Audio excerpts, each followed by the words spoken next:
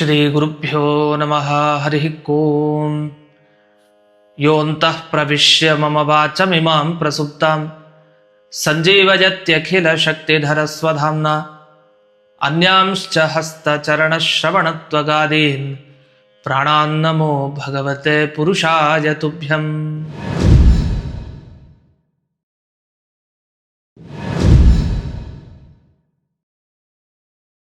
ಆಧ್ಯಾತ್ಮ ಚಿಂತನದ ಎಲ್ಲ ವೀಕ್ಷಕರಿಗೆ ಸ್ವಾಗತ.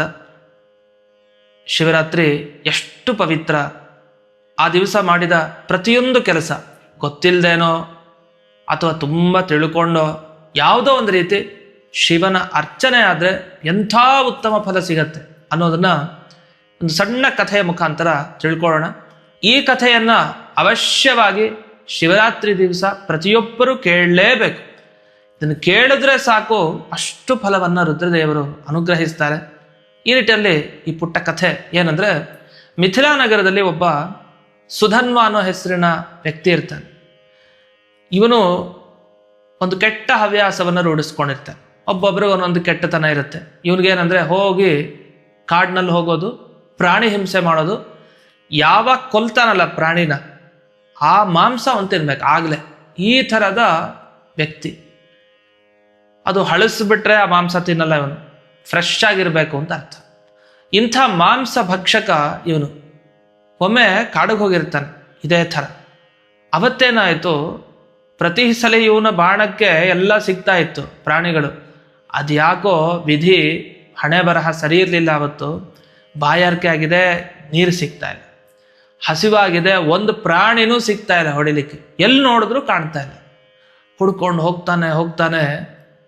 ಅಷ್ಟೊತ್ತಿಗೆ ನೋಡಿ ದೇವ್ರೇನು ಮಾಡಿದ್ದಾನೆ ಅಂದರೆ, ಇನ್ನೊಂದು ಪ್ರಾಣಿನ ಕಳಿಸಿದ್ದಾನೆ ಅಲ್ಲಿಂದ, ಆ ಕಡೆಯಿಂದ. ಆ ಪ್ರಾಣಿ ಯಾವುದು? ಹುಲಿ. ಆ ಹುಲಿ ಹಸಿವಿಂದ ಬರ್ತಾ ಇದೆ, ಯಾರ್ಯಾರು ಸಿಗ್ತಾರಾ ಅಂತ. ಯಾವ ಜಿಂಕೆನೂ ಕಾಣ್ತಾ ಇಲ್ಲ ಪಾಪ ಹುಲಿಗೆ. ಸರಿಯಾಗಿ ಇವನು ಕಂಡ. ಆ ಹುಲಿಗೆ ಬಹಳ ಖುಷಿಯಾಗ್ಬಿಡ್ತು. ಓ, ಮನುಷ್ಯ ಭೋಜನ, ರಕ್ತ ಭೋಜನ ನನಗೆ ಅಂತ ಬಹಳ ಸಂತೋಷಗೊಂಡಿದೆ. ಅಂದರೆ ಮಾಡಿದ ತಪ್ಪಿಗೆ ಸರಿಯಾಗಿ ಒಂದು ದಿವಸ ಇಲ್ಲಿ ಸಿಗಾಕೊಳ್ಳಿಕ್ಕೆ ಅವನಿಗೆ ಅವಕಾಶ ಆಯಿತು. ಗೊತ್ತಾಯ್ತು ಅವನಿಗೆ, ಹುಲಿ ಘರ್ಜನೆ ಆಗ್ತಾ ಇದೆ. ಓ, ಹುಲಿ ನನ್ನ ಹತ್ರಕ್ಕೆ ಬರ್ತಾ ಇದೆ, ನಾನು ಓಡೋಗ್ಬಿಡ್ಬೇಕು ಅಂತ ಹೇಳಿ ಇವ್ನು ಓಡುತ್ತಾ ಇದ್ದಾನೆ. ಆದರೆ ಹುಲಿ 2 ನಿಮಿಷದಲ್ಲಿ ಇವನ ಹತ್ರಕ್ಕೆ ಬಂತು. ಅಷ್ಟೊತ್ತಿಗೆ ಇವನ ಪುಣ್ಯಕ್ಕೆ ಇವನು ಬಿದ್ದುಬಿಟ್ಟ. ಒಂದು ಕಡೆ ಬಿದ್ದು ಕೆಳಗೆ ಹೋದ. ಕೊನೆಗೆ ಹುಲಿ ಹುಡುಕ್ತಾ ಇತ್ತು. ಅಷ್ಟೊತ್ತಿಗೆ ಒಂದು ಮಾವಿನ ಮರ ಸಿಕ್ತು. ಬೇಗ ಹತ್ಕೊಂಡು ಮೇಲಕ್ಕೆ ಹೊಟ್ಟೋದ. ಆಮೇಲೆ ಆ ಮಾವಿನ ಎಲೆಗಳ ಮಧ್ಯದಲ್ಲಿ ಬಚ್ಚಿಟ್ಕೊಂಡಿದ್ದಾನೆ. ಮೇಲಿಂದ ಕೆಳಕ್ಕೆ ನೋಡ್ತಾ ಇದ್ದಾನೆ, ಹುಲಿ ಹೋಯ್ತಾ ಬಿಡ್ತಾ ಏನು ಅಂತ. ಆ ಹುಲಿ ಹತ್ರಕ್ಕೆ ಬಂತು. ಎಲ್ಲಿದ್ದಾನೆ ನೋಡ್ತು, ಗೊತ್ತಾಯ್ತು. ಓ, ಇವನು ಹತ್ತು ಕೂತ್ಕೊಂಡಿದ್ದಾನೆ. ಆದರೆ ಏನಾಯಿತು, ಆ ಹುಲಿಗೆ ಹತ್ಲಿಕ್ಕೆ ಬರಲ್ಲ ಮರನ, ಅಂಥ ಒಂದು ಹುಲಿ. ಸರಿ, ಏನು ಮಾಡೋದು? ಇದಕ್ಕೆ ಹತ್ಲಿಕ್ಕೆ ಆಗ್ತಾ ಇಲ್ಲ. ಇವನ್ ಮೇಲಿದ್ದವನು ಕೆಳಗಿಳಿಕ್ಕೆ ಆಗ್ತಾ ಇಲ್ಲ. ಅಲ್ಲಿಂದನೇ ಶಿವ ಶಿವ ಶಿವ ಶಿವ ಅಂತ ಹೇಳಿ ಜೋರಾಗಿ ಕಿರ್ಚ್ಕೊಳ್ತಾ ಇದ್ದಾನೆ. ರುದ್ರದೇವರೇ, ನನ್ನನ್ನು ಕಾಪಾಡಿ, ನೀವಿಲ್ದೇ ನಾನು ಬದುಕ್ಲಿಕ್ಕಾಗಲ್ಲ. ದೊಡ್ಡ ಪಾಪಿ ನಾನು. ಇವತ್ತು ನನಗೆ ಜ್ಞಾನೋದಯ ಆಗ್ತಾ ಇದೆ. ಇಷ್ಟೆಲ್ಲ ಪ್ರಾಣಿಗಳ ಹಿಂಸೆಯನ್ನ ಮಾಡ್ತಾ ಇದ್ದೆ. ಪ್ರತಿಯೊಂದು ಪ್ರಾಣಿನೂ ನಾನು ಹತ್ರಕ್ಕೆ ಬಂದಾಗೆಲ್ಲ ಅಯ್ಯೋ ನನ್ನ ಪ್ರಾಣ ಅಪಹಾರ ಆಗತ್ತೆ, ನಾನು ಬದುಕ್ಲಿಕ್ಕಾಗಲ್ಲ, ಸತ್ತೋಗ್ಬೇಕು ಅಂತ ಯೋಚನೆ ಮಾಡ್ತಾ ಇತ್ತು. ಎಷ್ಟು ಕಷ್ಟಪಡ್ತಾ ಇತ್ತೋ ಏನೋ. ಆ ಎಲ್ಲ ಪ್ರಾಣಿಗಳ ಕಷ್ಟ ಇವತ್ತು ಒಂದೇ ದಿವಸ ನನಗೆ ಅರ್ಥ ಆಗ್ತಾ ಇದೆ. ಈಗ ಈ ಹುಲಿ ಬರ್ತಾ ಇದೆ, ನನ್ನ ಪ್ರಾಣ ಹೋಗ್ತಾ ಇದೆ ಇದೇನು ಅಂತ ಬಹಳ ದುಃಖಿತನಾಗಿದೆ ಅಂತ ಬಹಳ ಹೀಗೆ ವಿಲಾಪ ಮಾಡ್ತಾ ಇದ್ದಾನೆ, ಕಿರ್ಚಾಡ್ಕೊಳ್ತಾ. ಹುಲಿ ಗಮನಿಸ್ತಾ ಇದೆ, ಏನು ಮಾಡೋದು ಗೊತ್ತಾಗ್ತಾ ಇಲ್ಲ ಹುಲಿಗೂ. ಏನಾದರೂ ಮಾಡಿ ಇವನನ್ನು ಹಿಡಿಬೇಕಲ್ಲ. ಇವನೇನು ಮಾಡ್ದ, ಆ ಹುಲಿ ಹೋಗುತ್ತೋ ಇಲ್ವೋ ಅಂಥೇಳಿ ಅಥವಾ ಅಲ್ಲೇ ಇದೆಯಾ ಅಂತ ಪರೀಕ್ಷೆ ಮಾಡಬೇಕಲ್ಲ. ಪರೀಕ್ಷೆ ಮಾಡಲಿಕ್ಕೋಸ್ಕರ ಮಾವಿನ ಚಿಗುರೆಲೆಗಳು ಎಲೆ ಇತ್ತಲ್ಲ ಅದನ್ನೆಲ್ಲ ಕಿತ್ತಾ ಇದ್ದ. ಕಿತ್ಬಿಟ್ಟು ಏನು ಮಾಡ್ತಾ ಇದ್ದ, ಕೆಳಕ್ಕೆ ಹಾಕ್ತಾ ಇದ್ದ. ಅವಾಗ ಏನಾದರೂ ಇದು ಚಲನವಲನ ಮಾಡುತ್ತಾ ಅಂತ ಗಮನಿಸಲಿಕ್ಕೆ. ಅದೇನಾಯ್ತು, ಆ ಹುಲಿ ಬುದ್ಧಿವಂತ ಹುಲಿ. ಅದು ಅಲ್ಲಿ ಶಿವಲಿಂಗ ಇತ್ತು. ಇವನು ಏನು ಮಾವಿನ ಎಲೆ ಮೇಲಿಂದ ಹಾಕ್ತಾ ಇದ್ದ, ಕೆಳಕ್ಕೆ ಸರಿಯಾಗಿ ಅದು ಶಿವಲಿಂಗದ ಮೇಲೆ ಹೋಗಿ ಬೀಳ್ತಾ ಇತ್ತು. ಹಾಗೆ ಎಲ್ಲ ಸಮರ್ಪಣೆ ಮಾಡ್ದ. ಮಾವಿನ ಮರದಲ್ಲಿ ಏನೇನಿತ್ತೋ ಸಿಗ್ಬೋದೋ ಎಲ್ಲ ಕೆಳಗೆ ಹಾಕ್ತಾ ಇದ್ದ. ಆ ಹುಲಿ ಎಲ್ಲಾದ್ರೂ ಇಲ್ಲೇ ಇದೆಯಾ ಹೊರಟಿದ್ಯಾ ಅಂತ ನೋಡ್ಲಿಕ್ಕೆ. ಆ ಹುಲಿ ಏನು ಮಾಡ್ತು, ನೋಡ್ತು ಇವನು ಯಾಕೋ ಮೇಲಿಂದ ಕೆಳಕ್ಕೆ ಇಳಿತಾ ಇಲ್ಲ, ನನಗೆ ಹಸಿವಾಗ್ತಾ ಇದೆ, ಏನು ಮಾಡಬೇಕು?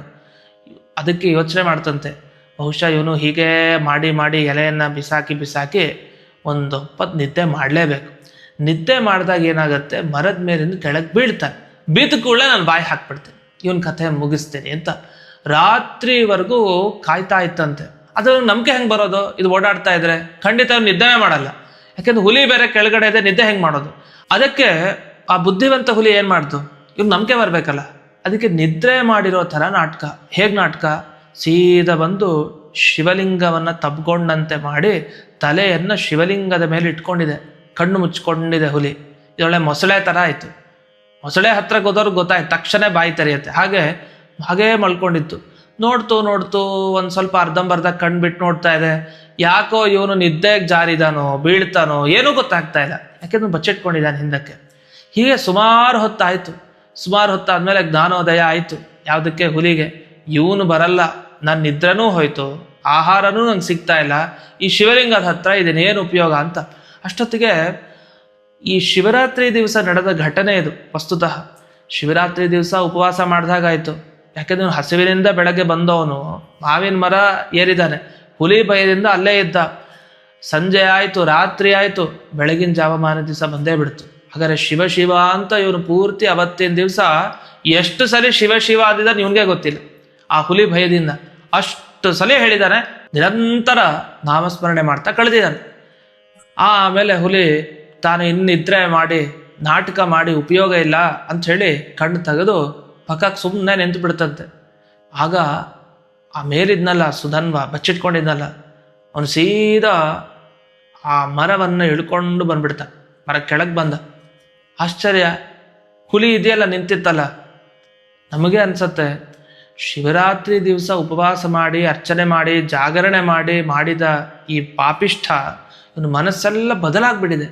ಅವನೇನಂತಾರೆ ಅಂದ್ರೆ ಬಂದು, ಬೋಭೋ ವ್ಯಾಘ್ರ, ಎಲೆ ಹುಲಿ ಕೇಳಿಲ್ಲಿ. ಹುಲಿಗೆ ಆಶ್ಚರ್ಯ, ಇವನೇನು ಅರ್ಧಂಬರ್ಧ ನಿದ್ರೆಯಿಂದ ಓಡ್ ಬಂದಿದ್ದಾನ ಅಂತ ಅದಕ್ಕೆ ಕಲ್ಸ್ಲಿಕ್ಕೆ ಶುರುವಾಯಿತು. ಯಾಕಂದ್ರೆ ನನ್ನ ಹೆದರಿಕೆಯಿಂದ ಅಷ್ಟೊತ್ತು ಶಿವ ಶಿವ ಅನ್ನೋನು ಇವತ್ತು ಆರಾಮಾಗಿ ಬಂದು ನನ್ನ ಮುಂದೆ ನಿಂತಿದ್ದಾನಲ್ಲ, ಇದು ಹೇಗೆ ಸಾಧ್ಯ? ಕೇಳ್ತು ಒಂದು ಸ್ವಲ್ಪ ಹೊತ್ತು, ಇವನೇನು ಹೇಳ್ತಾ ಇದ್ದಾನೆ. ಅವಾಗ ಹೇಳಿದಂಥವನು, ಏನಿಲ್ಲ, ತುಂಬ ಶ್ರಮ ಪಟ್ಟಿ ನೀನು, ನೆನೆ ಬಹಳ ಉಪವಾಸದಿಂದ ಇದೆಯಾ, ಹಸಿವು ನಿನಗೆ. ಯಾರೇ ಆಗಲಿ ಹಸಿವಿನಿಂದ ನಮ್ಮ ಹತ್ರ ಬಂದಾಗ ಕೊನೆಗೆ ನಮ್ಮನ್ನೇ ನಾವು ಸಮರ್ಪಕೊಂಡು ನನ್ನನ್ನೇ ತಿನ್ಬಿಡು ಅಂತ ಅನ್ಬಿಡ್ಬೇಕಂತಂದ್ರೆ, ಹಸಿದವನಿಗೆ ಯಾವತ್ತೂ ಕೂಡ ಏನು ಕೊಡದೇ ಇರಬಾರ್ದು ಅಂತ ಇದೆ ಶಾಸ್ತ್ರದಲ್ಲಿ. ಇವನಿಗೆ ಜ್ಞಾನೋದಯ ಆಗೋಯ್ತು. ನಾನು ಹೇಗಿದ್ರು ಪಾಪಿಷ್ಟ, ಎಷ್ಟೆಲ್ಲ ಪ್ರಾಣಿಗಳನ್ನ ಕೊಂದಿದ್ದೀನಿ, ನೀನಂತೂ ಹಸಿವಿಂದ ಕಾಯ್ತಾ ಇದೆಯಾ, ನನ್ನನ್ನೇ ನಾನು ನಿನಗೆ ಅರ್ಪಣೆ ಮಾಡ್ಕೊಂಡು ಬಿಡ್ತೀನಿ ಅಂತ ಮಾಂಸದ ಮುದ್ದೆ ಥರ ಕೆಳಕ್ಕೆ ಹಿಂಗೆ ಬಿದ್ದಂತೆ ಆ ಹುಲಿ ಮುಂದೆ. ಹುಲಿ ಅಂತಂತೆ, ಅಯ್ಯೋಯ್ಯೋ ಛೇ, ನಾನು ಕೂಡ ಖಂಡಿತ ನಿನ್ನ ತಿನ್ಲಿಕ್ಕೆ ಮನಸ್ಸು ಮಾಡ್ತಾ ಇಲ್ಲ ಅಂತ. ಇವನಿಗೆ ಒಂದೇ ಸಲ ಆಶ್ಚರ್ಯ, ಏನಾಗಿದೆ? ನಮಗೆ ಕೇಳ್ದವ್ರಿಗೆ ಆಶ್ಚರ್ಯ ಆಗತ್ತೆ. ಈ ಸುಧನ್ವನಿಗೂ ಬುದ್ಧಿ ಇಲ್ಲ, ಈ ಹುಲಿಗೂ ಬುದ್ಧಿ ಇಲ್ಲ. ಬಂದಿದ್ದು ಇವನು ತಪ್ಪಿಸ್ಕೊಳ್ಲಿಕ್ಕೆ ಅಂತ. ಹುಲಿ ಇಲ್ಲ ತಿನ್ಲೇಬೇಕು ಅಂತ ಬಂತು, ಈ ಕಡೆ ಅವನು ಇಲ್ಲ ನಾನು ತಿನ್ನು ಅಂತ ಬರ್ತಾ ಇದ್ದಾನೆ. ಈ ಹುಲಿ ಬೇಡ ನಾನು ತಿನ್ನಲ್ಲ ಅಂತ ಇದೆ. ಹುಲಿ ಏನನ್ನತ್ತೆ ಮಾತು? ಬಹಳ ಆಶ್ಚರ್ಯ ಆಗತ್ತೆ ನಮಗೆ. ಹುಲಿ ಅನ್ನತ್ತೆ, ಇಲ್ಲ ನಾನು ಜೀವನದಲ್ಲಿ ಬರೀ ಇನ್ನೊಂದು ಪ್ರಾಣಿನ ಕೊಂದುನೇ ನಾನು ತಿಂತಾ ಇದ್ದೀನಿ, ನಾನು ಪಾಪಿಷ್ಠನಾಗಿದ್ದೀನಿ ಅಂತ. ಅದಕ್ಕೆ ಹಿಂದಿನ ಜನ್ಮದೆಲ್ಲ ನೆನಪಾಗುತ್ತೆ. ತಪ್ಪು ಮಾಡಿಬಿಟ್ಟೆ ನಾನು, ಈ ಜನ್ಮಕ್ಕೆ ಬಂದು ಬರೀ ಪ್ರಾಣಿ ಹಿಂಸೆ ಮಾಡ್ತಾ ಇದ್ದೀನಿ. ಇವನೂ ಪ್ರಾಣಿ ಹಿಂಸೆ ಮಾಡಿದ್ದ, ಅದು ಪ್ರಾಣಿಯಾಗೆ ಅಂಥ ಬುದ್ಧಿ ಇದೆ ಅದಕ್ಕೆ. ಅದೇ ಅಂಥ ಅದ್ಭುತ. ಪ್ರಾಣಿ ಆದದಕ್ಕೆ ಇಂಥ ಜ್ಞಾನ ಹೇಗೆ ಬರ್ಲಿಕ್ಕೆ ಸಾಧ್ಯ ಅಂದರೆ, ಅದು ಏನು ಮಾಡಿತ್ತು, ಅದೇ ಶಿವರಾತ್ರಿ ದಿವಸ ಉಪವಾಸ ಮಾಡಿತ್ತು. ಇವನು ಶಿವ ಶಿವ ಅಂತ ಹೇಳೋದನ್ನ ಕೇಳಿತ್ತಷ್ಟೇ, ಆದರೆ ಇನ್ನೊಂದು ಸೇವೆ ಆಗಿತ್ತು. ಏನು ಸೇವೆ? ನಿನ್ನ ನಂಬಿದಿರಿ ಅಂತ ಶಿವಲಿಂಗವನ್ನ ತಬ್ಕೊಂಡು ಹಾಗೇ ಕಣ್ಣು ಮುಚ್ಕೊಂಡು ತಲೆನಿಟ್ಟು ಮಲ್ಕೊಂಡು ಬಿಟ್ಟಿತ್ತು ಯಾವುದು ಹುಲಿ. ನಾಟಕಕ್ಕಾದ್ರೂ ಆಗ್ಬೋದು, ಆದರೆ ಆ ಶಿವಲಿಂಗದ ಸ್ಪರ್ಶ ಆ ಹುಲಿಗಾಗಿತ್ತು. ಇದರ ಪ್ರಭಾವ ಮನಸ್ಸಿನ ಬದಲಾವಣೆಯನ್ನ ರುದ್ರದೇವರು ಮಾಡಿದ್ದಾರೆ. ಯಾಕೆ? ಮನೋಭಿಮಾನಿ ರುದ್ರದೇವರು. ನಮ್ಮ ಮನಸ್ಸಿನಲ್ಲಿ ಏನೇ ಒಂದು ಕೆಟ್ಟದ್ದಿರಲಿ ಅದನ್ನೆಲ್ಲ ಆಚೆ ಈಚೆ ಸರಿಪಡಿಸಿ ಒಳ್ಳೆ ಬುದ್ಧಿ ಕೊಡೋರು. ಅಂಥ ರುದ್ರದೇವರ ಸ್ಪರ್ಶ ಆಗಿದೆ. ಆ ಕಡೆ ರುದ್ರದೇವರ ಹೆಸರನ್ನ ಶಬ್ದವನ್ನ ಕೇಳಿ ಮಂಗಳ, ಇಬ್ರಿಗೂ ಮಂಗಳವಾದ ಬುದ್ಧಿ, ಶಿವ ಶಿವ ಒಳ್ಳೆ ಬುದ್ಧಿ ಬಂದಿದೆ. ಸರಿ, ಹುಲಿ ಹೇಳ್ತು, ಏನಿಲ್ಲ, ನನ್ನನ್ನು ತಿಂದು ಹಾಕ್ಬಿಡು ನೀನು, ಯಾಕೆಂದ್ರೆ ನನ್ನ ಈ ದೇಹ ಕ್ಷುದ್ರ ದೇಹ, ಈ ಪ್ರಾಣಿ ದೇಹ ಬೇಡ ನನಗೆ. ಈ ದೇಹ ಬಿಟ್ಟ ಮೇಲೆ ನನ್ಗೆ ಒಳ್ಳೆ ಜನ್ಮ ಬರುತ್ತೆ, ನನಗೆ ದಯವಿಟ್ಟು ನಾನು ತಿನ್ಬಿಡು. ಯಾಕೆಂದ್ರೆ ನೀನು ಬದುಕಿದ್ರೆ 100 ಜನಕ್ಕೆ ಉಪಯೋಗ ಆಗತ್ತೆ, ನೀನು ಉಪಕಾರ ಮಾಡ್ಬೋದು ಒಂದಿಷ್ಟು ಜನಕ್ಕೆ. ಆದರೆ ನಾನು ಬದುಕಿದ್ರೆ ಏನ್ ಮಾಡ್ಬೇಕು, ಮತ್ತೆ ಇಂಥ ಪ್ರಾಣಿನ ತಿಂತಾ ಕೊಡ್ಬೇಕು, ಈ ಜನ್ಮ ಬೇಡ ನನಗೆ ಅಂತ ಈ ಹುಲಿ ಹೇಳ್ತಾ ಇದೆ. ಆ ಸುಧನ್ವ ಬಿಡ್ತಾ ಇಲ್ಲ, ನಾನು ಬೀಳ್ತೀನಿ ನಿನ್ನ ಬಾಯಿಗೆ ಅಂತ, ಇಲ್ಲ ನಾನು ತಗೊಳಲ್ಲ ಅಂತ. ಇಬ್ರು ವಾದ ವಿವಾದ ಹೀಗೆ ಪ್ರಾರಂಭ ಆಯಿತು. ಎಷ್ಟೋ ಹೊತ್ತು ಹೀಗೆ ಕಳೀತು. ಮೇಲಿದ್ದ ದೇವತೆಗಳಿಗೆ ತಲೆ ಕೆಡ್ತು. ಯಾಕೋ ಇವರಿಬ್ಬರೂ ಒಪ್ಕೊಳ್ಳಿಕ್ಕೆ ರೆಡಿ ಇಲ್ಲ, ಇವನು ತನ್ನ ಪ್ರಾಣ ಕೊಟ್ಟು ಹೋಗೋವರೆಗೂ ಬಿಡಲ್ಲ, ಇದು ನಾನು ನಿನ್ನ ಪ್ರಾಣ ತಗೊಳ್ಳಲ್ಲ ಅನ್ನೋವರೆಗೂ ಇದು ಬಿಡ್ತಾ ಇಲ್ಲ. ಅದಕ್ಕೇನು ಮಾಡ್ಬೇಕು, ಸೀದಾ ಮೇಲಿಂದ ಪುಷ್ಪವೃಷ್ಟಿ ಆಯ್ತಂತೆ. ಶಿವಲಿಂಗದ ಮೇಲಲ್ಲ, ಇವರಿಬ್ಬರ ಮೇಲೆ ಪುಷ್ಪವೃಷ್ಟಿ ಆಯ್ತು. ಆಶ್ಚರ್ಯ ಆಯ್ತು, ರುದ್ರದೇವರ ಲಿಂಗದ ಮೇಲೆ ಆಗ್ಬೇಕು, ಈ ಹುಲಿ ಮತ್ತೆ ಈ ಸುಧನ್ವನ ಮೇಲೆ ಆಯ್ತಲ್ಲ. ದೇವತೆಗಳಿಗೆ ಆಶ್ಚರ್ಯ ಆಯ್ತಂತೆ. ಏನ್ ಭೂತದಯೆ, ಒಂದು ಪ್ರಾಣಿ ನೋಡಿದ್ರೆ ಎಷ್ಟು ಕನಿಕರ ಅಂದ್ರೆ ತನ್ನನ್ನು ತಾನೇ ಅರ್ಪಿಸ್ಕೊಳ್ಳುವಂಥ ಒಂದು ದಯೆ ಇವನಿಗೆ. ಆ ಪ್ರಾಣಿಗೆ ಇನ್ನೆಷ್ಟು ದಯ ಅಂದ್ರೆ ನನ್ನನ್ನೇ ನೀನು ಏನ್ ಬೇಕಾದ್ರೂ ಮಾಡು ಅಂತ ಹೇಳುವಂತ ಆ ಪ್ರಾಣಿ ದಯೆ, ಕೊಂದುಬಿಡು ಅಂತ ಹೇಳ್ತಾ ಇದ್ದಾರೆ ಆ ಹುಲಿ. ಈ ಇಬ್ಬರ ಸಂವಾದ ಕೇಳಿ ಬಹಳ ಆಶ್ಚರ್ಯ ಆಗೋಯ್ತು. ಇದ್ರೆ ಈ ಥರ ಪ್ರಾಣಿಗಳ ಮೇಲೆ ದಯೆ ಇರಬೇಕು ಅಂತ ಇದನ್ನು ಗೊತ್ತಾಯಿತು ಅಂತ. ನಮಗೆ ಆಶ್ಚರ್ಯ ಏನಂದ್ರೆ ಮುಂದಿನ ಘಟನೆ, ಈ ಹುಲಿ ಮತ್ತೆ ಈ ಸುಧನ್ವ ಯಾರಿಗೆ ಇವರು ಅಂದ್ರೆ, ಈ ಹುಲಿನೇ ಮುಂದೆ ವೃಷಭ ಜನ್ಮ ಅಂದ್ರೆ ನಂದಿ ಜನ್ಮವನ್ನ ಪಡೆಯುವಂಥದ್ದು. ಈ ಹುಲಿಗೆ ರುದ್ರದೇವರು ಬರ್ತಾರೆ, ಆಮೇಲೆ ಪ್ರತ್ಯಕ್ಷರಾಗ್ತಾರೆ, ಕಂಡು ಅನುಗ್ರಹ ಮಾಡ್ತಾರೆ. ಏನು ಅನುಗ್ರಹ ಮಾಡ್ತಾರೆ ಅಂದ್ರೆ, ನಿನ್ನ ದೇಹ ಯಾವಾಗ ನೀನು ಬಿಡ್ತೀಯಲ್ಲ, ಬಿಟ್ಟಾಗ ನಿನ್ನ ಈ ಚರ್ಮವನ್ನ ನಾನು ಆಸನವನ್ನಾಗಿ ಹಾಕೊಳ್ತೀನಿ, ಯೋಚನೆ ಮಾಡಬೇಡ, ನಿನಗೆ ನಾನು ಮಾಡೋ ದಿವ್ಯ ಅನುಗ್ರಹ ಅಂತ. ಅದಕ್ಕೋಸ್ಕರನೇ ರುದ್ರದೇವರು ಕೂತ್ಕೊಳ್ಬೇಕಾದ್ರೆ ಕೆಳಗಡೆ ವ್ಯಾಘ್ರಾಸನವನ್ನ ನೋಡ್ತೀವಿ. ಅವರು ಹುಲಿಯ ಚರ್ಮದ ಮೇಲೆ ಕೂತ್ಕೊಳ್ತಾರೆ. ಅದನ್ನ ವಿಶೇಷ. ಆ ಹುಲಿಗೆ ಯಾವಾಗಲೂ ಅನುಗ್ರಹ ಮಾಡ್ತಾ ಇದ್ದಾರೆ. ಏನು ಮಾಡ್ತಾ ಹುಲಿ, ಶಿವರಾತ್ರಿ ದಿವಸ ಶಿವ ಶಿವ ಅನ್ನೋದು ಕೇಳ್ತಾ ಇತ್ತು, ಸೀದಾ ಹೋಗಿ ಶಿವನನ್ನ ಹಿಡ್ಕೊಂಡು ನಂಬಿಕೆಯಿಂದ ಹಾಗೇ ಕಾಲ ಕಳೀತು, ಜಾಗರಣೆನೂ ಆಗುತ್ತೆ. ಇಷ್ಟಕ್ಕೆ ರುದ್ರದೇವರು ತಮ್ಮ ಕೆಳಕ್ಕೆ ಹಾಕೊಂಡೇ ತುಂಬ ಅನುಗ್ರಹವನ್ನ ಮಾಡಿದರು. ಇದು ಒಂದು. ಇನ್ನು ಆ ಸುಧನ್ವನಿಗೆ ಏನು ಅನುಗ್ರಹ ಆಯಿತು, ಅವನೇ ಚಂಡ ಅಂತ ರುದ್ರದೇವರ ಶಿಷ್ಯ ಭೃತ್ಯನಾಗ್ತಾನೆ. ಇವನ ಮೇಲೆ ಎಷ್ಟು ಅನುಗ್ರಹ ಮಾಡಿದ್ದಾರೆ ಅಂದರೆ ರುದ್ರದೇವರು, ಯಾರೇ ರುದ್ರದೇವರ ದೇವಸ್ಥಾನಕ್ಕೆ ಹೋಗ್ತಾರಲ್ಲ ಅವರೆಲ್ಲ ಏನು ಮಾಡಬೇಕು, ಯಾರು ಹೋದರೂ ನಂದಿಕೇಶ್ವರನ ನೋಡಿ ಹೋಗ್ತಾರೆ. ಅಲ್ಲಿ ನಂದಿಯ ಒಂದು ವಿಗ್ರಹ ಇರುತ್ತೆ, ಆ ನಂದಿಯ ಕೊಂಬಿನ ಮುಖಾಂತರ ರುದ್ರದೇವರ ದರ್ಶನ ಮಾಡಬೇಕು ಅಂತ ಮಾಡ್ತಾ ಇರ್ತಾರೆ. ಮಧ್ಯಕ್ಕೆ ಹೋಗಿ ಕಣ್ಣನ್ನು ಹಿಂಗೆ ನೋಡಿ ಆ ರುದ್ರದೇವರ ಲಿಂಗ ದರ್ಶನ ಮಾಡ್ತಾ ಇರ್ತಾರೆ. ಹೇಗೆ ನಂದಿಯ ಪೂಜೆಯನ್ನು ಮಾಡಿ ರುದ್ರದೇವರ ದರ್ಶನ ಮಾಡಬೇಕೋ ಅದೇ ಥರ ಇವನನ್ನು ಮರೆಯೋ ಹಾಗಿಲ್ಲ. ಇವನ ಹೆಸರು ಚಂಡ ಅಂತ, ರುದ್ರದೇವರ ಸೇವಕ. ಈ ಚಂಡನನ್ನು ನೆನಪಿಸ್ಕೊಂಡು ಯಾರು ರುದ್ರದೇವರ ದರ್ಶನ ಮಾಡ್ತಾರೋ ಅವರಿಗೆ ರುದ್ರದೇವರ ಪೂರ್ಣ ಅನುಗ್ರಹ ಆಗತ್ತೆ ಅಂತ. ನಮಗೆ ಚಂಡನ ಮೂರ್ತಿ ಕಾಣದೇ ಇರಬಹುದು, ಆದರೆ ಯಾರು ರುದ್ರದೇವರ ದೇವಸ್ಥಾನಕ್ಕೆ ಹೋಗ್ತಾರೆ, ಈ ನಂದಿಕೇಶ್ವರ ಮತ್ತೆ ಈ ಚಂಡ ಇವರಿಬ್ಬರನ್ನು ನೆನಪಿಸ್ಕೊಂಡು ಆ ರುದ್ರದೇವರ ದರ್ಶನ ಮಾಡಿ ಯಾರು ಪ್ರದಕ್ಷಿಣೆಯನ್ನು ಮಾಡ್ತಾರೋ ಅಂಥವರಿಗೆ ರುದ್ರದೇವರು ಪೂರ್ಣ ಅನುಗ್ರಹ ಮಾಡ್ತಾರೆ. ಅವರ ಜೀವನವಿಡೀ ಶಿವ ಶಿವ ಆಗತ್ತೆ, ಅಂದ್ರೆ ಮಂಗಳಮಯವಾಗಿ ಜೀವನ ಇರುತ್ತೆ. ಅವರೇನು ಅನ್ಕೊಳ್ತಾರೋ ಅಂಥ ಅಭೀಷ್ಟಗಳನ್ನು ಪೂರ್ಣೆ ಮಾಡ್ತಾರೆ. ಹಾಗಾಗಿ ಶಿವರಾತ್ರಿ ದಿವಸ ವಿಶೇಷವಾಗಿ ಶಿವನ ದರ್ಶನ ಯಾರು ಮಾಡ್ತಾರೆ, ಯಾರು ಶಿವನ ಸೇವೆ ಅಂತ ಮಾಡ್ತಾರೆ, ಯಾರು ಶಿವನಿಗೆ ಅಭಿಷೇಕ ಅಂತ ಮಾಡ್ತಾರೆ, ಆ ಎಲ್ಲರೂ ಕೂಡ ವಿಶೇಷವಾಗಿ ಈ ಮಹಿಮೆಯನ್ನ ಒಮ್ಮೆನಾದರೂ ಕೇಳಲೇಬೇಕು. ಎಷ್ಟು ಸಲ ಕೇಳ್ತೀವೋ ಅಷ್ಟು ಜಾಸ್ತಿ ಪುಣ್ಯ.